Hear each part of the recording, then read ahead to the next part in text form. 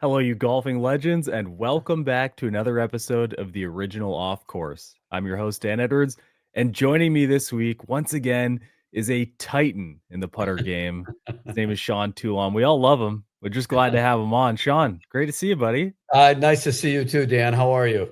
Good. I've got like a 10-minute intro for you if you really want it, but I feel like you're not that kind of guy. No, we're all good. Let's talk. Let's talk clubs, putters, whatever you like. Well, it's been a minute since you've been on the show, and I know things move quickly in your industry, and especially with how things are ramping up for you guys. Can you give folks an idea what Toulon's been up to for the last few months, Yeah. and then we'll get into 2025? Yep. I would say, well, number one, we just put the bow on our first full year of 24 with our 24 collection, and then all the small batch stuff that we did, and we had an awesome year. So which was really, we felt good about our products, Dan, and we felt like we had we liked our position, we liked our designs, but you never really know how things are going to turn out until you get in there and get a little dirty and muddy and see what happens. But first year, I think we did really, really nicely. Very proud of the team. I think what we focused on two things, and I mean, this is as fundamental as you could imagine it could be, right? Let's make the very, very best products that we know how to make and obsess over that, and then obsess over the customer experience and take better care of our customers than we think anybody could or did or does. So spoil the customer, give them an unbelievable product, and you know it's kind of a stupid, simple formula, but it's the right one. Well, I think the Toulon story is pretty interesting because you have this sort of boutique model, but then you have this like hyper boutique model on top of it that really takes it to the next level. I know you're a guy that loves to tinker, and certainly with different metals. I've seen what your desk looks like most of the time, so I have a good idea there. But I feel like this is your wheelhouse, the opportunity to really roll out the red carpet for anyone who wants to engage with the brand, but also provide people the opportunity to get something in their hands as quickly as possible. Yeah. Yeah, I think so. So I think you're referring one to the hyper boutique being the small batch stuff. And the small batch products for us, it's the ultimate sort of creative sandbox for us, right? And we don't make very many of them. And thankfully, I wouldn't say that, I love everyone that we've done so far. And some resonate more than others to golfers, but they all resonate the same way to us. But it allows us to try things that you really couldn't try probably in full scale production.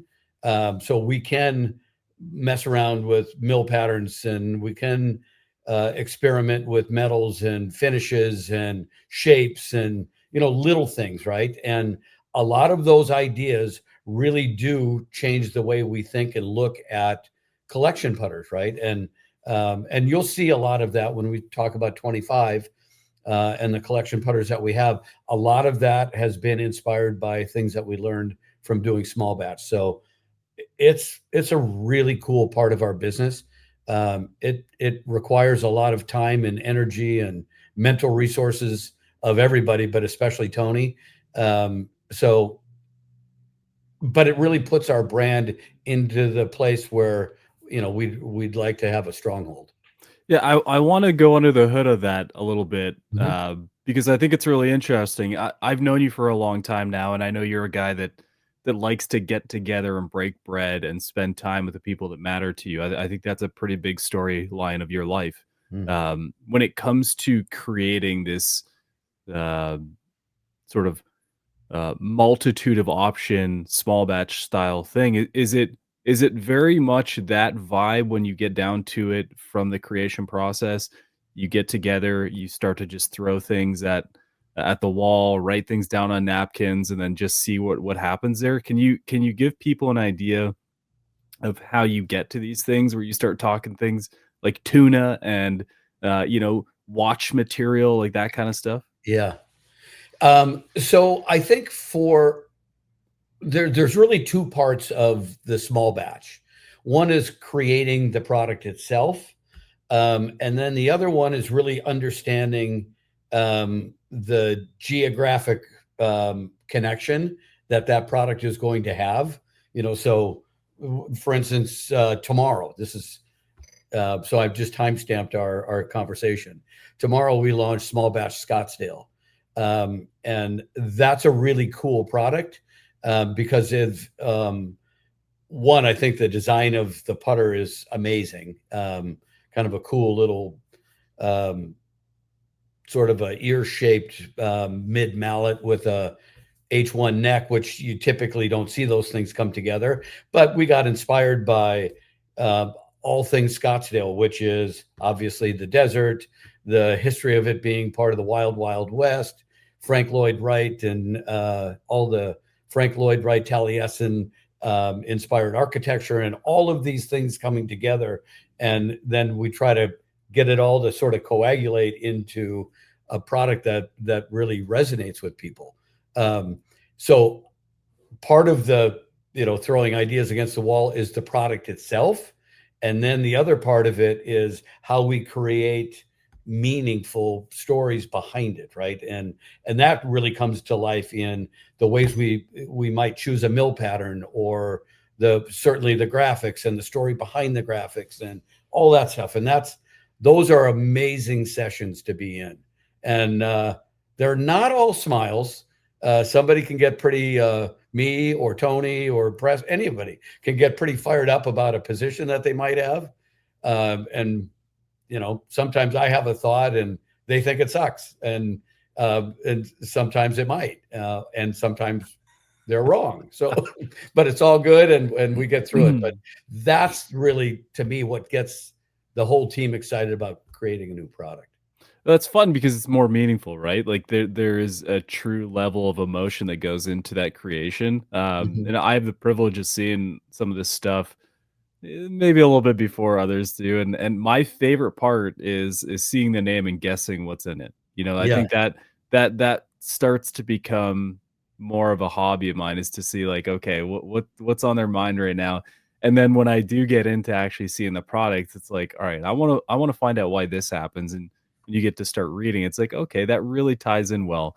And I think Scottsdale is a really fun example because I look at it, I'm like, man, it looks like a saddle to me. I'm just like, it yeah, just the color suits it, everything connected really well to it. So, yeah, it's a lot of fun in that regard, I think. yeah. I think so too.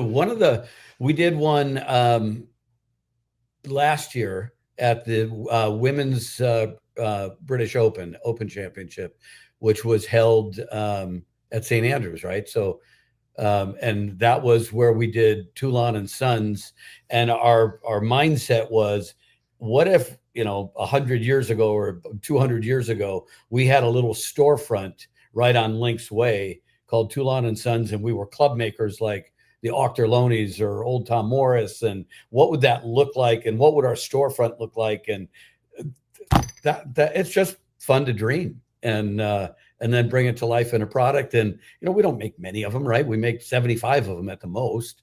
And so people that get them, they're these really kind of cherished little, hopefully eventually heirlooms that they have. And that's a fun thing to be a part of.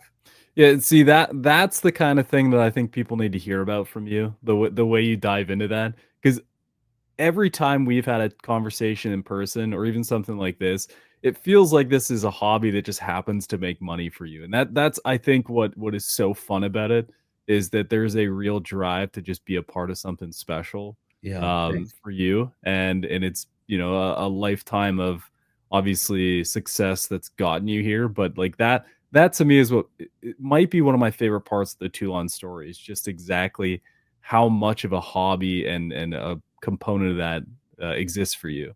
Yeah, so it's not easy starting a little company, starting a company at all, right? And I can tell you, I didn't dream of retiring and working 100 hours a week again, right? Which we all, honestly, we are. Maybe now it's 85, but this is not a part-time job for sure, right? But you wouldn't do it. there's no way you would do it or the kids would do it if they didn't love it, right? Because no rational person would do that. I was here at 4:30 this morning, right? But it doesn't feel, it's just what I do and it's what they do, right? And there's just so much love and excitement, and it's like a privilege to be able to do this, that it's seriously, without sounding like just an old saying, it's just, we just love what we do and we're lucky. That's the way it should be, Yeah. honestly. I think driving that connection is part of what makes the experience so special, and Yeah. to have the name on the putter like that. I think we should talk 2025. You Great. guys have a lot coming, a lot of new looks coming as well. Yeah. But I think there's a centralized theme here that's going to connect everything together, and that's the term soft. I Yeah. read through the PDF you guys sent me, which obviously looks amazing, but the resounding feedback here is soft. Tell Mhm. me why that word means so much in 2025 for Toulon. Yeah. I'll tell you what, when you, with 24, we loved the 24 lineup, right? And we had a really unique finish on that. And, I think overall the shapes of the products, and I'm very proud of what we put out. But one of the really cool things about having this small company, and again, we don't make thousands of anything. We make, 100 of something, or maybe, 200 of something, right? So we don't make a lot of anything, which means we get to also go back and build these orders, right?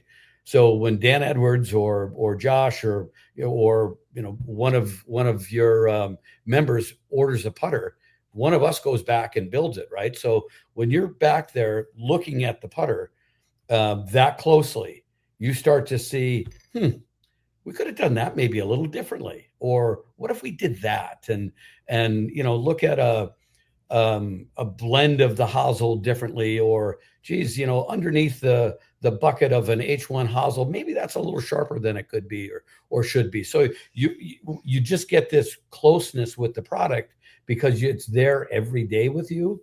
That your level of curiosity is always peaked, and hey, maybe we could do this or that. So as we started going through that, and I would say May or June, the operative word did become soft. So, and for me at first, it was really about just making the product more inviting to touch, and because when you touch, you don't just touch, you touch with your eyes, you touch with your fingers, and but you get this feel. And I want people to be able to take a putter head and touch it, and you just go, oh my God, that's awesome. That's just, so there's all of these sensory things that happen that create an emotion of, I got to have this, right? Or, so the operative word for desire for us is lustful. And when you look at it, is just something that you look at and say, my life will be better if that's in it. So, and soft was really the thing that we keyed on. And then once we looked at, the finish and all the radii and the chamfers and all of that, that was one part of it. But then the obvious second part of it is, how does it sound and how does it feel, and what could we do there? I And wanna rein you in a little bit yeah, because we are definitely going to talk about sound today. great. But I don't want to walk too far away from this conversation without talking about the overall lines that are on the putter. Mhm. You talked about refinement and this sort of visual refinement. Are we? Is the conversation here more about softening edges, and creating better flow on a visual? Yeah, I think that's a lot of it. And I think, Dan, you've seen the product, and obviously the listeners so far have not. But when you see what we did different with the Las Vegas, I think that's sort of the poster child for softer, right? Because you'll remember that in the back flange, that used to be a straight bar there, right? And now it's more curved. And Mm. we did that for a couple of different reasons. It did help us create a different sound and different feel, which we wanted to on that product. But a curved surface is certainly emotionally much different than just a straight line across the back. So then when you look at that, we crown the top a little bit. And, so when you change one thing to make the whole package sort of flow visually, you end up changing everything, right? Mhm. And that's what we did. And ultimately, even if these changes are very, very small, if you change 3 or 4 things in a tiny way, you'll see it. A golfer will see it, right? And that's really what we were after. I think Vegas is probably the shining example of that. Yeah, this is getting released after, 2025 drops, so they will have seen it and they'll be Great, able to refer to it as it's happening. good, I think that's worth mentioning. good. One thing that I think is interesting about this decision is from a purely precision concept, from a boutique putter concept, I look at a lot of, newer concepts that come out, and they usually have really sharp lines, which to me is a bit of a turnoff. Yeah. I think that there's a level of I don't even know if I wanna say precision, but that rolled edge almost feels like there's that added component of, refinement, I think you could say, to the overall shape, and I know it's not easy to get there, but I think it's a really important component to make a putter look complete, finished, if you will. Yeah, I think what it is, it's the obsession over a detail like that, right? Mm. And I will tell you, if we had to make thousands of them, it would be way more difficult than making hundreds of something, right? So when you look at that top line and see just that tiny little chamfer that's on there, and that chamfer is exactly the same as it is on the back line, and that's part of creating this overall look and finish of um, completeness, I guess. And that we obsess over that and make sure that every single one is done that way. I think that's what makes our putters different. That's part of that's a big chunk of it. So here's what I wanna do, because I know you're a guy who doesn't have a putter head far away from you at all times. Yep. I assume you're within arm's reach of at least a handful of them right now, Yep. unless you happen to be in the bathroom or something and I don't know about it. I'm in my office and they are right here But my question to you is just for a little bit of fun. How many days of your life do you think you've spent holding a putter in your hands? every day since I was 12. But I mean, like, overall time spent either looking at Oh my or God. touching a putter head. What do you think? A Uh, year? oh, way more. I mean, if you just, what is the old adage that to be a subject matter expert, it's 10,000 hours? Yeah. Literally. Um, uh, I got at least 5,500 hours last year. So it adds up quick. And that's been a lot of years of that. But I don't know how long it's been, but it's a lot. Hmm. Well, tell me about the new finish. I think Yeah. that's an interesting, I believe you call it, anthracite or something Hmm. of that nature. Yep. What got you to that finish, and why is that important for 2025? So it was a finish that we did in one of the small batches this year. That and it was a really special one for us because it was the introduction of a concept called Toulon and Sons, which is obviously near and dear to my heart. So, and it was just this beautiful sort of a liquid charcoal. So it was and it was done on kind of a pintail blade that would be sort of shaped like a Santa Monica, but with a snub nose and a pintail. It's just cool. That putter is just awesome. But what I liked so much about the finish is it really it was really deep. So the depth of the luster was awesome. Some of that is the 904L material. Um, but it really showed off all of the beautiful details of this slow milling process that we use. And other finishes don't do it as much. Black, I love, but it starts to hide some of it a little bit more. And there were just little things that you could see, shadows and things like that, which obviously with black, the shadow would just blend into the rest of it. So you got to see different parts of the putter that you actually spent the time to change a radius here or a chamfer there, or soften this or tweak here or there. And that part of the finish we just loved. And then visually, it's just very striking. Yeah, I think one of the things I'm most curious about, because it's something you've used in the past, is how much does the impact of the finish change switching metals? Is it notable or is it subtle? I'd say subtle. Okay. I'd say subtle. 904 just polishes so beautifully, and machines with a sort of a level, you have to go really slow because the material is difficult to mill. Um, and we have a material change for this year into a 304, which you can mill a little bit faster. Um, but that has some bearing on it. But I would say, it's 10%, right? Or something like that. So it would be pennies or dimes, not dollars, right? So, but it's all part of the process. Okay.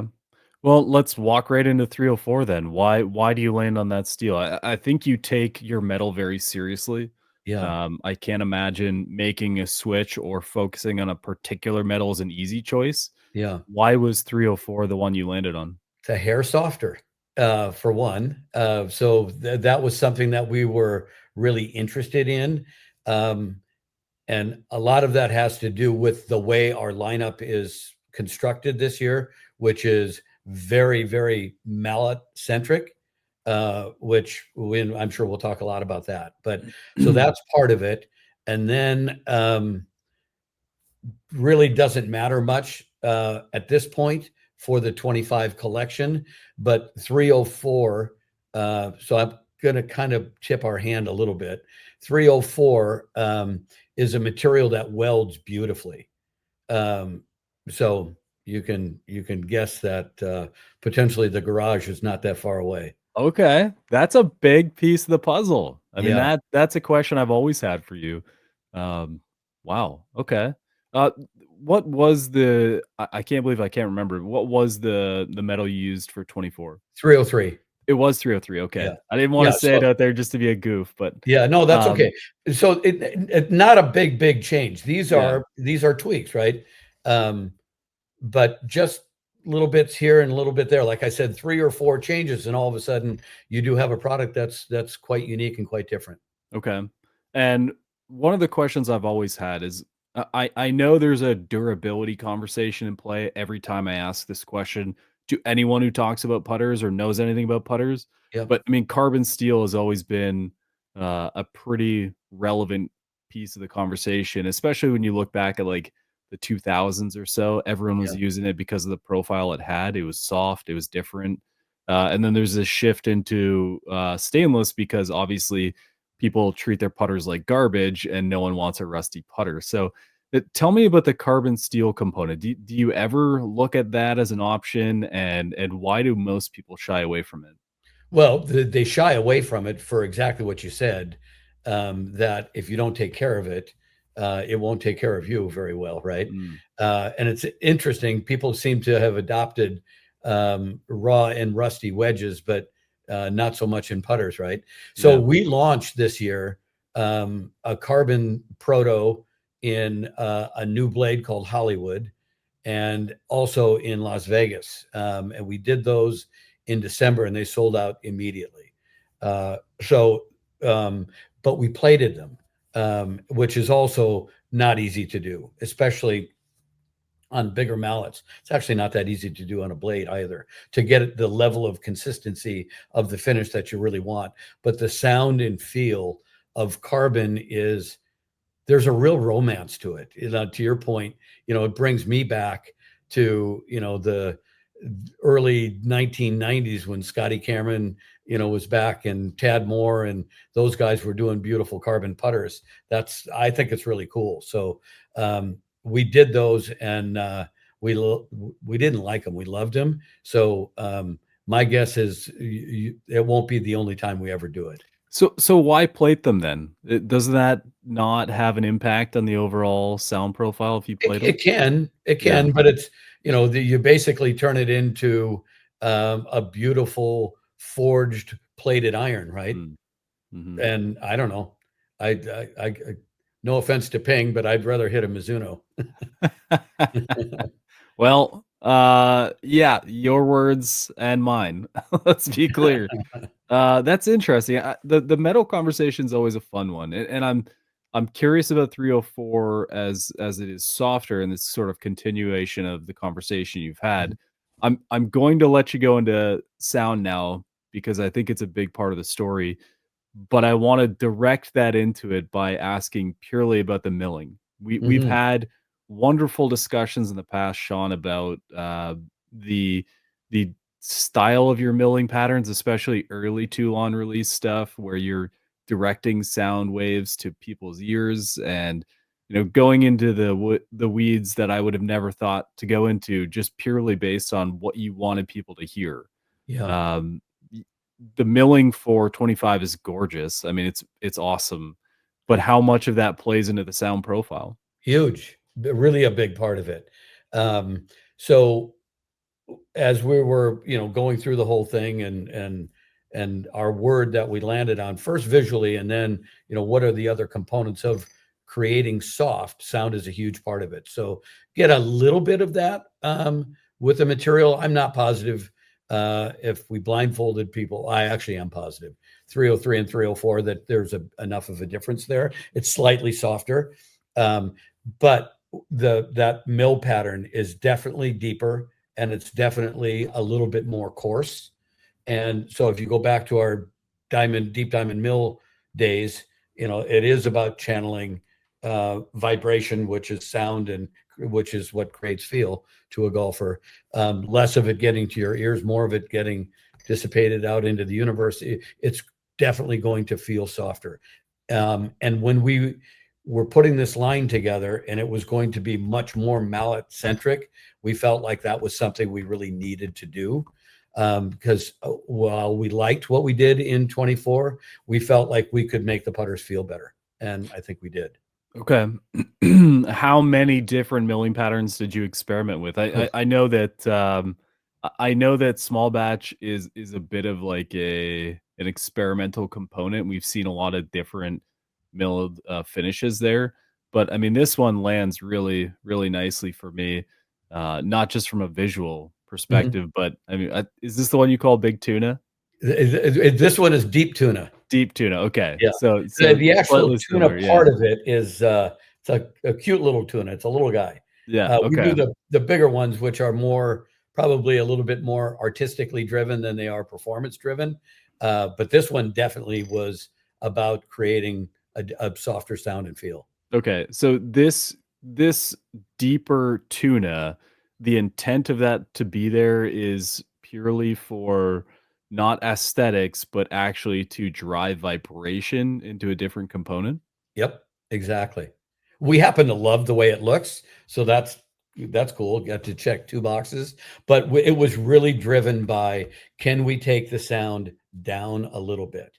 Um, and you saw. I mean, last year, 80% of what we sold were mallets, and then as we created more mallet shapes, every one of those is different and creates a different kind of a frequency profile from impact. Which so even if you change the neck a little bit, you change that, right? So this was a way for us to move sort of en masse to a softer sound and feel. And then from there, we just played with face thickness to kind of get it dialed in. But I would say we seriously considered probably 10 different patterns before we landed on this one. Hmm. Yeah, there's been an interesting trend in what people desire in the industry. I mean, I remember back when the milling was so tight that it was just a visual thing. Like the the next level up would have been like a fully flush face. You know what I mean? Like Right. Yeah. untouched. I always loved that phase of stainless putters, and then they moved into a deeper mill and some of the more common heads, and I was totally out on it because it killed all that audible feedback I got. Yep. But there's also a massive group of golfers who play, um, some kind of insert in their putter that promotes a very different sound than what Hmm. I would usually get comfortable with. Hmm. Is it challenging to compete or play against that when you're sharing a similar shape? Or is there an understanding that this presents a slightly more, robust profile? Yeah, you gotta pick. So you've gotta decide, do you want to hide it, or do you wanna really bring it, do you wanna celebrate feedback, right? We've always opted towards celebrating the feedback because I think it's a really important part for a golfer to control distance. You have to be able to hear it. And if you can't hear it, it gets really difficult for people to control their ball speed. Well, there's a huge component of the putter discussion right now is on MOI and the amount of forgiveness. And I mean, mallets certainly started that conversation, but it's shifted a lot based on weight placement, skeleton style shaping, different. We've seen fully aluminum profiles with weights all out in the perimeter. Like there's a lot that's gone on Yep. to resolve this sort of bad putter issue that a lot of people face. Um, has that process been surprising for you? Has it kind of gone the way you anticipated? And to cap on that, what does Toulon think about maximizing performance and forgiveness in something like a mallet shape? Yeah. Well, I think it's important. And the our customers that are drawn to the 25 collection is a different customer that's drawn to the small batch, right? So small batch, although I will say probably 70% of the people that buy them play with them, which makes me really happy. But almost everybody who buys a collection putter, it's a gamer, right? So if so, there we are going to be driven a little bit more towards performance, not giving up on the artistic side and the beautiful part of it, because that's really what defines our brand. But we're going to lean into the performance a little bit more there. So I think it's really important. So what we try to do, Dan, is move the CG forward and try to on as far that helps us with ball speed, robustness on mishits. And if we can get the weights all the way to the outside or as much of that, and create, at least on some of the mallets, a wider face footprint, our inertia does go up. The key for us is we don't want the CG back. We want the CG moving forward as much as we can, so you can have more of a feel for the rotation, right? And the torque profile of a putter, I think is really important. So, and then from there, now we're getting into fitting, I guess, but matching a torque profile of a putter to the torque profile of the player is a really important part of it. I want to get into the actual shapes of 2025, and I'm Yep. sort of scrolling here on my left to try and pick something to talk about. But there's so much going on. I mean, we a lot of faces or heads we've seen before, and a lot of newcomers to the line. I know you're not a man who's afraid of a skew. Tell me why it mattered so much to expand on the line. Just the marketplace has really changed, and it's really been driven from tour. That shouldn't be a oh my god, how did that happen moment. But it used to be, Dan, not that long ago, that 60% of what was sold was blades and 40% was mallets, which happened to be the exact same ratio that was in play on the PGA Tour. And then it swapped. And now, last year on the PGA Tour, about 80% of the putters that were in play, a little less than that, but around that directionally, that'll be correct, were mallets. And, in the marketplace, 80% of what sold were mallets. So we felt like we could lean in there, and do some things with some shapes that were different, and especially designing different shapes with different hosel profiles, to work on this rotational value or torque profile of a putter that would be different than it might typically be with a mallet. So as soon as TaylorMade did that little slant neck on a Spider, that opened, that opened the door for a lot of people to try a mallet that maybe wouldn't on tour. Jason Day, Scotty Scheffler, his is a different neck, but those necks really opened up people's mindset towards the benefits of a mallet, which is primarily alignment. But it opened up a whole new avenue, really, and we felt we could move our line in that direction pretty substantially, which is what we did. So the folks a little bit unknowing on that, the how much of that neck is based on presentation and how much is based on toe hang, which sort of references the style of your putting stroke and how it supports it? Yeah, I'd say it's 100% of both, right? So, I mean, really, really important. So, if you look at, pick a model in our new line. You tell me. Let's go with Miami. Okay, Miami. So Miami, typically a putter. So Miami is a larger footprint mallet, one of our larger ones. Does have relatively high inertia, but a mallet like that is typically going to be available double bend, right?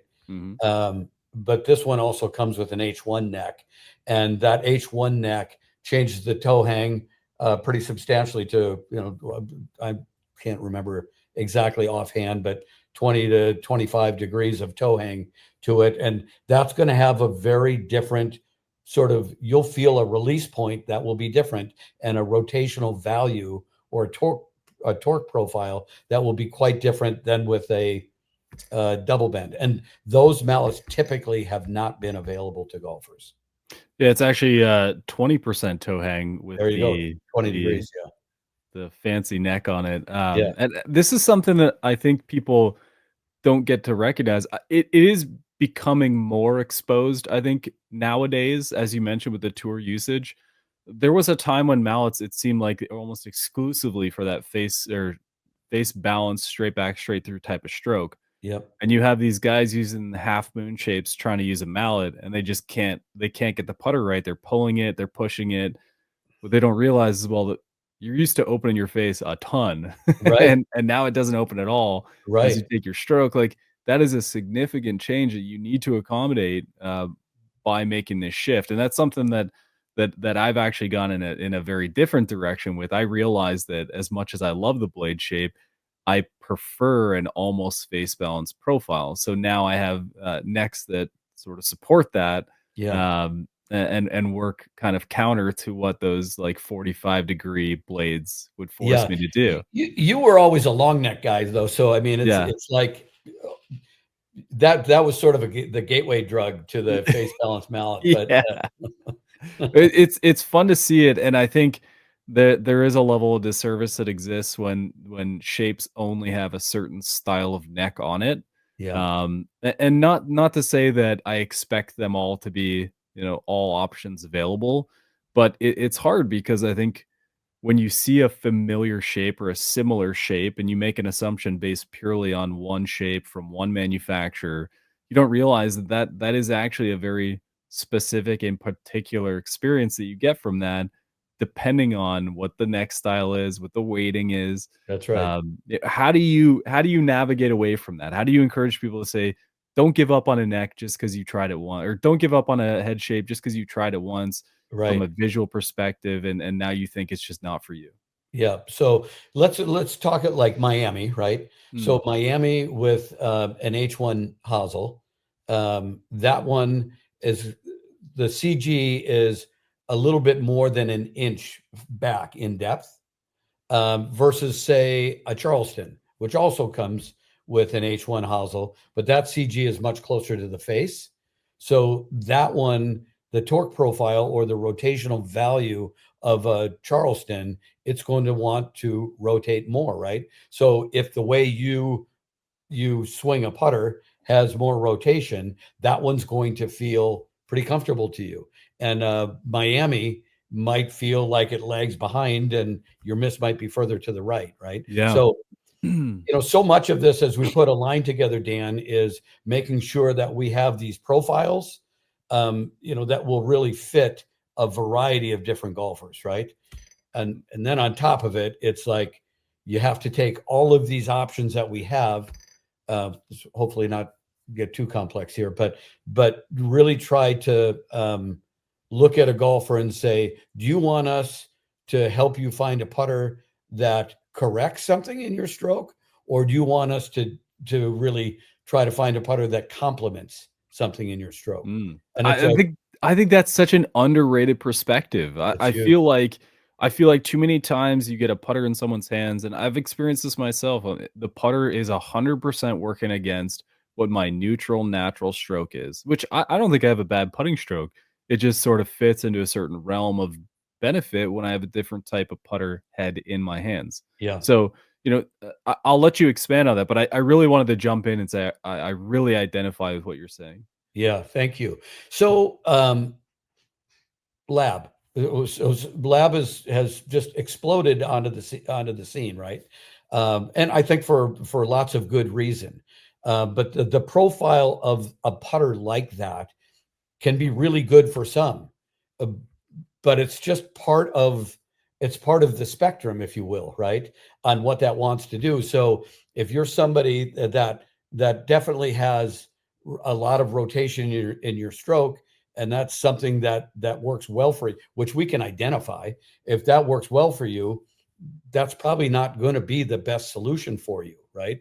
If that's something that you really want to try to tone down, and are committed to changing, in some cases pretty dramatically, then that's probably a very good option for you. So we like to make sure that we have different options available for golfers, whether it's corrective or complementary.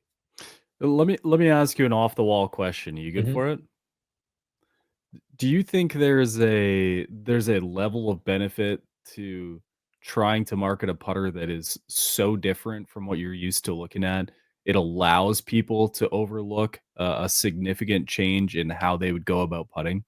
Yeah, I do. I think that's kind of the magic, and I think, I'm going to really date myself, but in the early '80s, when I went to work for this tiny little near bankrupt company called TaylorMade, selling a metalwood, right? Part of the thing that was the magic of the metalwood is that it didn't look like everything else, and it didn't sound like anything else, and it performed unlike anything else.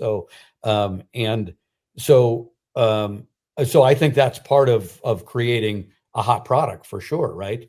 Um, I think what golfers need to be careful of is, um, you know, it's a way. There is a way to putt. Face balance is a way to putt. Something with a lot of hang is a way to putt. Something with none is, so which one is right for you? That's you got to try them. Yeah. I want to spend a bit more time talking about 2025 lineup Yep. because I think it is really robust. Can you share with the group? Is there a putter head or two that you're super excited to have in the lineup? I know you wouldn't release anything you're not proud of, but Right. are there a couple of heads you're just really excited for golfers to try? Well, when you look at Carlsbad, most people don't really understand our relationship with Odyssey and Callaway. So we do some collaborative work. Um, and the reason why you haven't seen, because that's our version of, one of the most iconic, if not the most iconic putter of all time, the two ball, right? And the reason why you don't see other companies doing a two ball is because legally they can't, right? Well, legally, we could and did a collaboration with them. And so when you see that putter and what we did to create an all milled version of that putter, I think it's pretty cool. So that one's got inertia very unlike a typical one, much higher. It's got a very low profile. The feel on that putter is amazing, and I think it just really looks cool. And that's going to come with two different necks. So I think that one is going to be a really interesting one for a lot of golfers, and I can't wait to see the feedback that we get from that when people get a chance to see it. Um, and then Alcatraz was a massive hit for us last year, and we thought Alcatraz Mini, which is more like our old Seattle, Yeah. was really sort Yes. of the inspiration for that. Um, which Alcatraz is, people think, oh, that's just a jailbird. It was really more off of a Seattle and how we could make a Seattle bigger. And then Alcatraz Mini is how could we make a Seattle better, right? So that one I think is going to be a pretty cool one. So I think the mallet lineup is awesome. And then um, we did a brand new blade for us called Hollywood, which is a very, very modern take on a San Diego, which I think is pretty cool. Hmm. Yeah, I'm really excited to see the feedback specifically from TH peers who have followed the brand in its different iterations. It'll be a lot of fun to see how they respond to it, and especially when they get them in hand and start rolling them. I am always fascinated by sound and feedback. I think people are lying if they say they don't have a preference. Right. There's definitely turnoffs for me in that realm. And it's sort of a make or break. I think that's what really drew me into Toulon originally was the overall intent to get that sound in a place that I wanted it to be with those milling marks. So, Yeah. I'm excited for that specifically. And we'll have a thread on THP to talk about the new lineup. I hope people come in and share their perspective and what they're excited to hit, so you guys can come in and be entertained by our madness. I do want to know as we wrap up the show today, what's coming up in 2025. Other than that, it sounds like you've got the garage sneaking up on everyone, which I'm holding you to 100%. But additionally to that, with something like the garage, I have to assume the next best thing for that would be a studio where people can come and really refine what they desire in a putter head. What's going on there? Yeah, so we got lucky this summer, and the suite that's right next to the two that we opened up with became available. So we asked Kathy, my wife, who's handles all of the back office work for us, to move into an old office, and we blew a wall out into this new space, which is I'd say now we're about I'll give us a 80% done. Okay. So I'm in the new suite right now in my office. It turned out great. Toru Kamatari, who runs all of our Asian business, and is just doing a magnificent job. He's in one of the other offices, and then the rest of it is going to be an incredible showroom. But it opens up to really the crown jewel, which is our new putter fitting studio, which I'd say now is we're waiting on just a couple of pieces of equipment. We had some tour players through this week, which was sort of our first shot at, how does all of this work? And we learned a lot. We'll move a few cameras. So it's a full articulating green with a 6 camera system that's also got GC quad, the latest Quintic, um, um, I'm missing other technology, but and the overhead projection. So when we move the green, it projects onto the green the new start lines and brakes, and I mean it's awesome. So we happen to be here in Carlsbad. So our putting studio, I just told the people we worked with, I want this to be the one people talk about. Hmm. Which, there's this guy named Scotty Cameron's got a pretty nice spot here.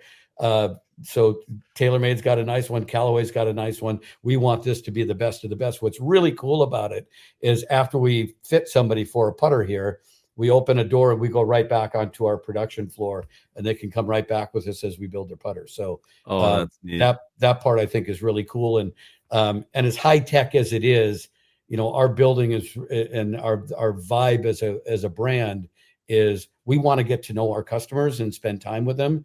And as we're back there building it, our new shop dog Ranger is probably going to be running around chasing a tennis ball and doing all those things. But we're proud of it. I think it's going to be amazing when it's all That's done. awesome. Yeah. And then you and Tony and Preston can have a putting battle to see who actually has to go build the putter that just got purchased. And then we've added some personnel. So John Alonji joined our company Cool. from Mitsubishi. He and Preston worked together there, and John was actually Preston's boss. And Preston said, "I don't care what you pay him. I just want him to report to me." So we just have such a cool team.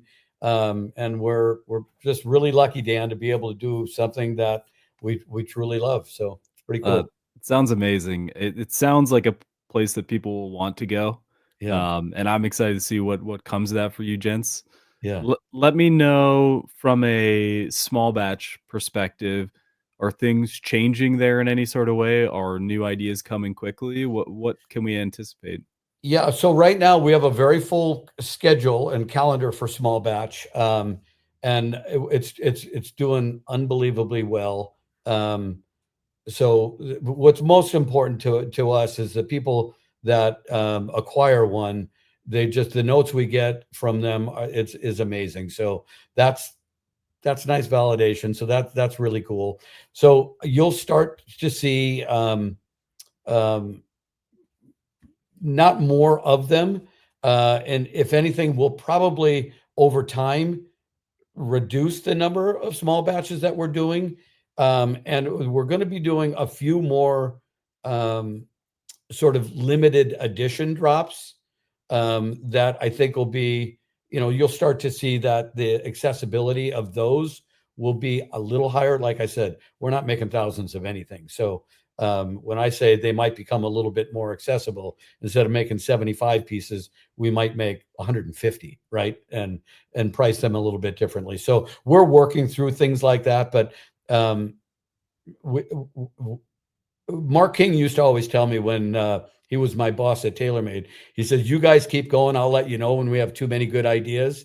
Um, so here we've got lots of good ideas, and now we just got to find the right points in the schedule to and calendar to really introduce them. So um, I our business model is really simple. It's 6 words: always new, always cool, and always rare. So we'll never make a lot of anything. We think we know how to make really cool stuff. Ultimately, we're not the judge. You are. And we're just not going to make very many of them. That's all. So, uh, and hopefully that resonates with golfers. So far, it has. Yeah, I think it does. And I want to add one question to that piece Yeah. of it. I know your answer is going to primarily focus around family, but I really want people to know, why does this matter so much to you? um,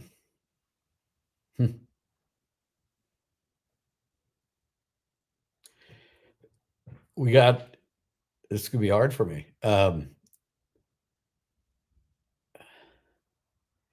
There's only so much time, right? And the the kids really like being here, and this isn't just my dream; it's theirs too. And it has a chance to last a long, long time. You I'll know, leave it there. I'll let you leave it there because I knew how much this meant to you from a family side of things, and I think the more people understand that, the more people will recognize that you're doing more than just making putters there. Thanks. You're telling a wonderful story with your name on it, with your son's name on it. That's part of what I love every time I get an email from you guys. I know it's all meant uh, to matter to the people who it's sent to the people who buy your putters. If someone can take one thing away from this, it's that this is the legacy of Toulon, not beyond the great stuff you guys are doing and the things you force into my left ear versus my right. Th- those are the things I'll remember. But long story short, I think people really, really need to recognize this as a family component, and that customer service matters. Yes. And I think when you have this sort of emotional investment into it, people can know what they expect when they buy one of your putters. Yeah. Thanks, Dan. It's a beautiful thing. Thanks, bud. Well, I'll tell you what, it's been a heck of a show. I'm so excited. Look, I'm not a mallet guy. You know I'm not. But I'm That's a s- tough deck for you to look at then. I'm scrolling through this deck just giggling because I know that this is going to get a lot of golfers really excited for Yeah. 2025. I think visually you pick the right color in blue. Yeah. Thanks. We all know that's the color, so different versions of blue each year is great. But they look fantastic, my friend, and I can see the benefits of small batch showing signs of value in your full release, which is exciting, not just because it's turned out great, but because 2026, I'm going to like really dive into every small batch release this year, thinking, all right, what's coming in 2026 from all these ideas. So that's one thing I'm really excited about. I want to give you one last chance for the folks out there to share any thoughts or feedbacks or question for me as we get ready for your 25 release. Yeah, well, I would say this. One, I hope you when you see it, um, well, I hope it resonates, right? And that doesn't mean I hope you buy a putter. I actually do hope you buy a putter, but if you don't, I'm good. I just hope you can see and feel the obsession, I guess, in the product line, and hopefully there'll be something there that you look at that really does resonate to you as a golfer, right? Um, and then I hope we all get a chance to get out and play as much as we possibly can this That year. 'Cause, sounds great. I yeah, love that that. would that would be awesome. So, anyways, love what you guys do. Thanks, man. One quick final question. What Yes. putter is in the bag for you this year? Well, I'll tell you, it's I've started putting in the middle of the season with a Pinehurst. Okay. In fact, my partner at the club that we play at in all the club events is Mark King, who's a wonderful player. Mark's a 5-time club champion. Then people would tease us because you know how the guys show up in like the member and they got the same outfit on. Um, we don't ever wear the same outfit, but we have the exact same putters, which could be worse, right? So we both are putting with this Pinehurst, and I just when the very first prototypes were done, and I go like I never thought this would be anything that I would like, right? We did it as sort of an ode to Pinehurst and Payne Stewart and the Seymour putter that he won with, right? That was our inspiration for it. But it was just like, oh my God. And since that moment, all of these new designs and creations have come to life. And I love every one of them. And I can't get rid of that Pinehurst. I'm still using it. I'll switch here soon because we have a new Las Vegas with a flow neck that is looking very, very nice to me. And so I'll probably switch to that, but I don't know. Who knows? Awesome. Yeah. Well, I can't wait to see what happens this year. Let's get a few more releases in our books, and maybe I can steal another hour from you to talk more about how things have changed Yeah. Great. later on in the year. For you folks out there, go check out Toulon Putters. It's a wonderful family story from a guy who is truly one of the titans in putters. Oh. So please go check them out. And if you are playing golf this weekend, have fun. Tell someone they're good. Especially tell someone they're good at putting. And if they're using an old putter, tell them they suck at putting and they need a Toulon. Nobody should suck at putting. That's on you if you do.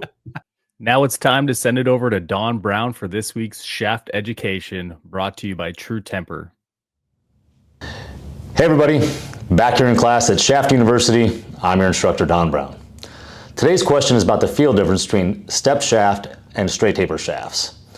And really the answer doesn't have anything to do with whether the shaft is stepped or a straight taper.